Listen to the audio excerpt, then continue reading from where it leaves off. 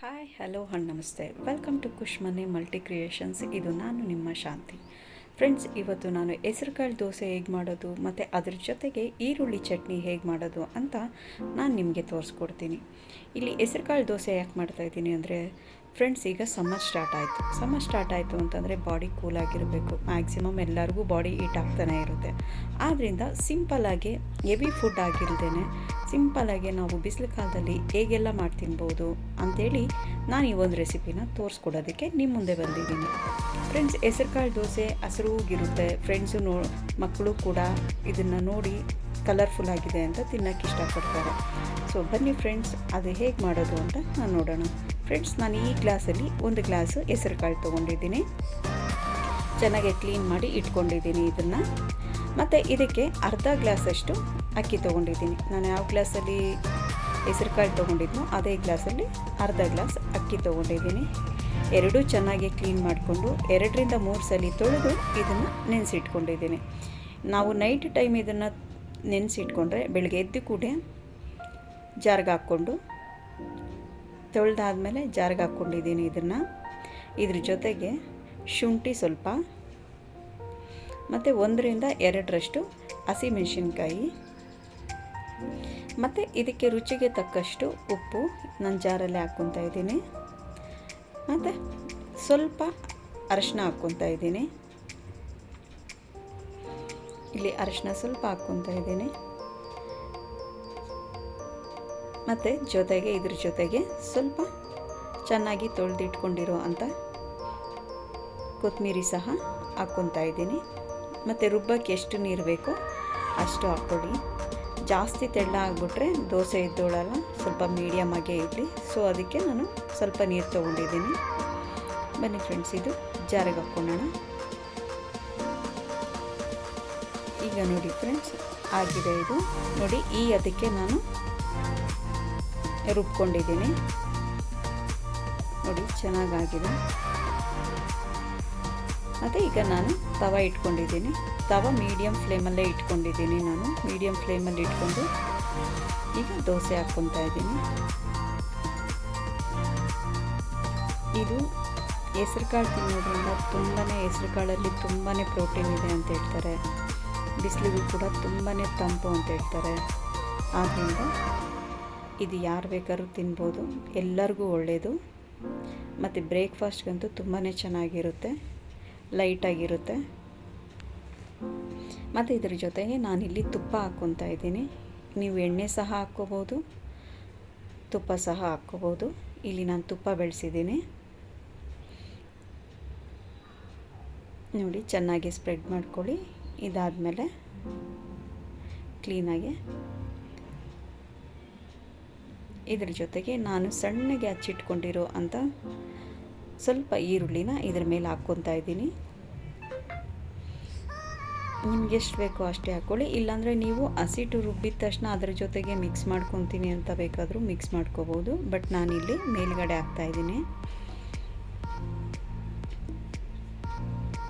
ನೋಡಿ ಫ್ರೆಂಡ್ಸ್, ಈಗ ಎಷ್ಟು ಚೆನ್ನಾಗಿ ಕಾಣಿಸ್ತಿದೆ, ಗ್ರೀನಾಗಿದೆ. ನೋಡೋಕ್ಕೂ ತುಂಬಾ ಚೆನ್ನಾಗಿರುತ್ತೆ ಮತ್ತು ತಿನ್ನೋಕ್ಕೂ ಅಷ್ಟೇ ಟೇಸ್ಟಿಯಾಗಿರುತ್ತೆ.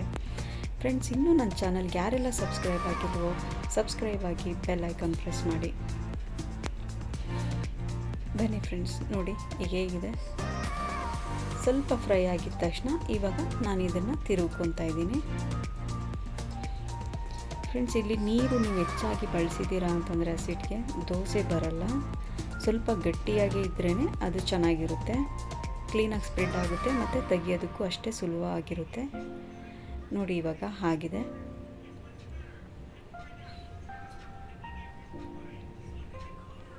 ಇದು ಮಕ್ಕಳಿಗೆ ಬ್ರೇಕ್ಫಾಸ್ಟ್ಗೆ, ಲಂಚ್ ಬಾಕ್ಸಿಗೆ ಎಲ್ಲನೂ ತುಂಬಾ ಚೆನ್ನಾಗಿರುತ್ತೆ. ಯಾವುದೇ ರೀತಿ ಬೇಜಾರಾಗಲ್ಲ ತಿನ್ನೋದಕ್ಕೆ. ಟೇಸ್ಟಿ ಕೂಡ ಹಾಗೇ ಇರುತ್ತೆ. ನೋಡಿ, ಮತ್ತೆ ನಾನು ಇನ್ನೊಂದು ದೋಸೆ ಹಾಕ್ಕೊತಾ ಇದ್ದೀನಿ. ಆನಿಯನ್ನು ಅದ್ರ ಮೇಲೆ ಹಾಕ್ಕೊತಾ ಇದ್ದೀನಿ. ಬಿಸಿಲು ಕಾಲದಲ್ಲಂತೂ ಈ ಥರ ನಾವು ಹೆಚ್ಚಾಗಿ ಮಾಡ್ಕೋಬೋದು. ಲೈಟಾಗೂ ಇರುತ್ತೆ, ಹೆವಿ ಅನಿಸಲ್ಲ. ನೋಡಿ ಫ್ರೆಂಡ್ಸ್, ಆಗಿದೆ ಇದು.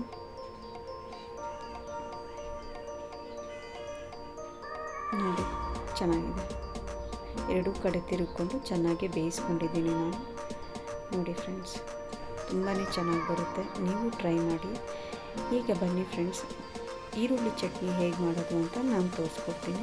ಫ್ರೆಂಡ್ಸ್, ಇಲ್ಲಿ ನಾನು 2ರಿಂದ 3ರಷ್ಟು ಈರುಳ್ಳಿ ಕಟ್ ಮಾಡಿ ಉದ್ದುದ್ದಕ್ಕೆ ಕಟ್ ಮಾಡಿ ಇಟ್ಕೊಂಡಿದ್ದೀನಿ. ಸ್ವಲ್ಪ ಹುಣಸೆಹಣ್ಣು, ಸ್ವಲ್ಪ ಶುಂಠಿ, 1 ಬೆಳ್ಳುಳ್ಳಿ, ಇಲ್ಲಿ ಬ್ಯಾಡಗೆ ಮೆಣಸಿನ್ಕಾಯಿ ತೊಗೊಂಡಿದ್ದೀನಿ, 2 ತೊಗೊಂಡಿದ್ದೀನಿ, ಕಡಲೆಬೇಳೆ ಒಗ್ಗರಣೆಗೆ. ಈಗ ನಾನು ಚಿಕ್ಕ ಬಾಣಲಿಲಿ ಎಣ್ಣೆ ಹಾಕ್ಕೊಂಡು ಅದು ಚೆನ್ನಾಗಿ ಕಾದ್ಮೇಲೆ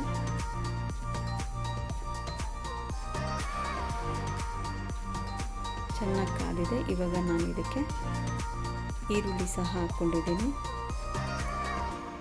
ಕಡಲೆಬೇಳೆ ಉದ್ದಿನಬೇಳೆ ಆದಮೇಲೆ ಅದು ಫ್ರೈ ಆದಮೇಲೆ ನಾನೇನು ಹಚ್ಚಿಟ್ಕೊಂಡಿದ್ದೀನೋ ಆ ಈರುಳ್ಳಿ ಹಾಕಿದ್ದೀನಿ. ಅದು ಚೆನ್ನಾಗೆ ಹಸಿ ಸ್ಮೆಲ್ ಹೋಗೋವರೆಗೂ ಚೆನ್ನಾಗೆ ಫ್ರೈ ಮಾಡ್ಕೊಳ್ಳಿ. ಈರುಳ್ಳಿ ಚಟ್ನಿ ಇದು ತಿನ್ಬೇಕಾದ್ರೆ ನಮ್ಗೆ ಈರುಳ್ಳಿ ಚಟ್ನಿ ಅನಿಸೋದೇ ಇಲ್ಲ, ತುಂಬಾ ಚೆನ್ನಾಗಿರುತ್ತೆ. ಟೊಮೊಟೊ ಚಟ್ನಿ ಹೇಗಿರುತ್ತೋ ಅದೇ ಕಲರ್ ಎಲ್ಲ ಅದೇ ಬರುತ್ತೆ, ಬಟ್ ಟೇಸ್ಟಲ್ಲಿ ಸ್ವಲ್ಪ ಡಿಫ್ರೆನ್ಸ್ ಇರುತ್ತೆ. ಫ್ರೆಂಡ್ಸ್, ಈಗ ಆಗಿದೆ. ಈಗ ನಾನು ಶುಂಠಿ ಮತ್ತು ಬೆಳ್ಳುಳ್ಳಿ ಮತ್ತು ಈಗ ನಾನು ಬ್ಯಾಡಗೆ ಮೆಣಸಿನ್ಕಾಯಿ 2 ತೊಗೊಂಡಿದ್ದೀನಿ, ದೊಡ್ಡದು, ಮತ್ತು ಹುಣಸೆಹಣ್ಣು ಸ್ವಲ್ಪ ತೊಗೊಂಡಿದ್ದೀನಿ. ನಿಮಗೆ ಎಷ್ಟು ಹುಳಿ ಬೇಕು ಅನಿಸುತ್ತೋ ಅಷ್ಟು ಹಾಕ್ಕೊಳ್ಳಿ. ನಾನಿದು 2-3 ಈರುಳ್ಳಿಗೆ ಎಷ್ಟು ಬೇಕೋ ಅಷ್ಟೇ ತೊಗೊಂಡಿದ್ದೀನಿ. ಈಗ ಇದನ್ನು ಮತ್ತೆ ಚೆನ್ನಾಗಿ ಫ್ರೈ ಮಾಡ್ಕೊಳ್ಳಿ. ಎಣ್ಣೆಲೇ ಹುರ್ಕೊಳ್ಳಿ ಕ್ಲೀನಾಗಿ ಚೆನ್ನಾಗೆ. ಇದು ಚೆನ್ನಾಗಿ ಫ್ರೈ ಆಗ್ತಾ ಇದ್ದಂಗೆ ಎಲ್ಲ ಸ್ಮ್ಯಾಶ್ ಆಗುತ್ತೆ. ಸ್ವಲ್ಪ ಮಟ್ಟಿಗೆ ಈರುಳ್ಳಿ ಚಟ್ನಿ ಇದು ಇಡ್ಲಿಗೂ ದೋಸೆಗೂ ಸಹ, ನಾವು ಮಾಮೂಲಿ ದೋಸೆ ಮಾಡ್ತೀವಲ್ಲ ಆವಾಗ ಉಪಯೋಗಿಸ್ಬೋದು, ಚಪಾತಿಗೂ ಸಹ. ಉಪ್ಪು ನಾನಿಲ್ಲೇ ಹಾಕ್ಕೊತಾ ಇದ್ದೀನಿ ಇದ್ರ ಜೊತೆಗೇ. ಇದು 1-2 ನಿಮಿಷ ನಾವು ಚೆನ್ನಾಗಿ ತಿರುಗಿಸ್ಕೊಳ್ಳಿ. ಚೆನ್ನಾಗಿ ತಿರುಗಿಸ್ಕೊಂಡು ಇದು ಕಂಪ್ಲೀಟಾಗಿ ತಣ್ಣಗಾದ್ಮೇಲೆ ನಾನು ಜಾರ್ಗೆ ಹಾಕ್ಕೊಂಡಿದ್ದೀನಿ. ನೋಡಿ ಫ್ರೆಂಡ್ಸ್, ಜಾರ್ಗೆ ಹಾಕ್ಕೊಂಡ್ಮೇಲೆ ಒಂದು ಬೌಲ್ಗೆ ಹಾಕ್ಕೊಂಡಿದ್ದೀನಿ. ಫ್ರೆಂಡ್ಸ್, ಇಲ್ಲಿ ನಾನು ಇದಕ್ಕೆ ಒಗ್ಗರಣೆ ಸಹ ಕೊಟ್ಟಿದ್ದೀನಿ. ನೀವು ಸಹ ಒಗ್ಗರಣೆ ಕೊಟ್ಕೋಬೋದು. ಒಗ್ಗರಣೆಗೆ ಕರಿಬೇವಿನ ಸೊಪ್ಪು, ಸಾಸಿವೆ, ಕಡಲೆಬೇಳೆ, ಉದ್ದಿನಬೇಳೆ 2 ಕೊಟ್ಟಿದ್ದೀನಿ. ನೋಡಿ ಫ್ರೆಂಡ್ಸ್, ಈಗ ಸರ್ವ್ ಮಾಡ್ಕೊಂಡಿದ್ದೀನಿ. ಗ್ರೀನ್ ಗ್ರಾಮ್ ದೋಸೆ ಮತ್ತು ಈರುಳ್ಳಿ ಚಟ್ನಿ ತುಂಬಾ ಚೆನ್ನಾಗಿರುತ್ತೆ. ನೀವು ಟ್ರೈ ಮಾಡಿ, ಹೇಗಿದೆ ಅಂತ ಕಮೆಂಟ್ ಮಾಡಿ. ಇಷ್ಟ ಆದರೆ ಲೈಕ್ ಮಾಡಿ, ಶೇರ್ ಮಾಡಿ.